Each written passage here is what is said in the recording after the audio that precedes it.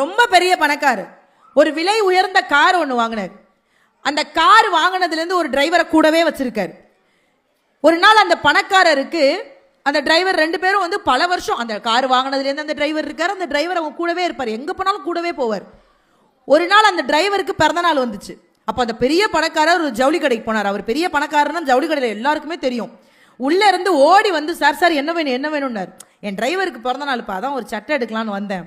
உள்ளே இருந்து ஒருத்தர் ஓடி வந்தார். சார் இந்த சட்டை 5000, இந்த சட்டை 6000, இந்த சட்டை 7000. இவர் கடுப்பாயிருச்சு. டிரைவர்னு தெளிவாக தான் சொல்கிறேன், போய் 1000 ரூபாய்க்கு எடுத்துட்டு வாப்பா போப்பா அப்படின்னு. ஒரு மாதம் கழிச்சு இந்த ஓனருக்கு பிறந்த நாள் வந்துச்சு. அதே டிரைவர் அதே கடைக்கு போனார். உள்ளே இருந்தவர் கேட்டார், என்னப்பா டிரைவர் நல்லா இருக்கியா? நல்லா இருக்கேன். உன் முதலாளி நல்லா இருக்காரா? நல்லா இருக்காரு. என்ன விசேஷம்? எங்கள் முதலாளிக்கு பிறந்த நாள், சட்டை எடுக்க வந்திருக்கேன். அப்படியாப்பா, சரி சத்த இரு. டிரைவர்னு தெரியும். ஒரு 1000 2000 எடுத்து போட்டாங்க. டிரைவர் கோவம் வந்துருச்சு.